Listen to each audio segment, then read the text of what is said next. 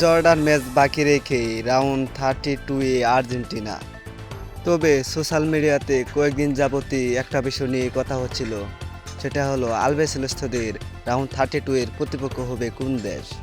এই বিষয় নিয়ে সোশ্যাল মিডিয়া ছিল তোলপাড়।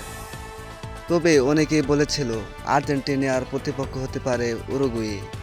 তবে আমি আমার আগের ভিডিওতে বলেছিলাম এখনও নিশ্চিত নয়, এজ গ্রুপের 4টি দল যে কোনো দলের সাথে খেলতে পারে আর্জেন্টিনা।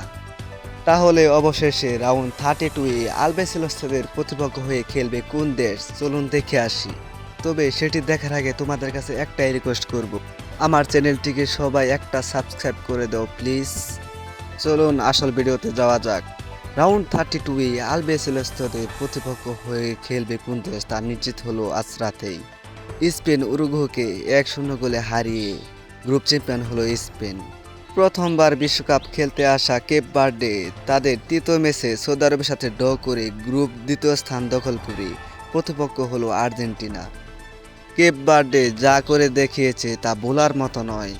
কেপ বার্ডে এজ গ্রুপের 3টি দলই ছিল অত্যন্ত শক্তিশালী, স্পেন, উরুগুয়ে এবং সৌদি আরব।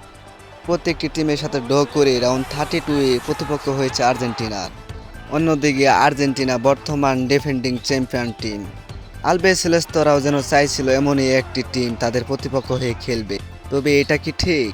আলবেসেলেস্তারা কি পারবে কেপ বার্ডেকে হারিয়ে রাউন্ড 16-এ যেতে, নাকি কেপ বার্ডের জাদুতে আর্জেন্টিনাকে হারিয়ে তাদের ম্যাজিক দেখিয়ে তারা চলে যাবে রাউন্ড 16-এ?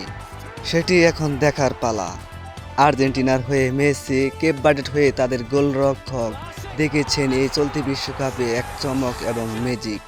তবে বর্তমান ডিফেন্ডিং চ্যাম্পিয়ন আলবেসেলেস্তারা অত্যন্ত শক্তিশালী টিম।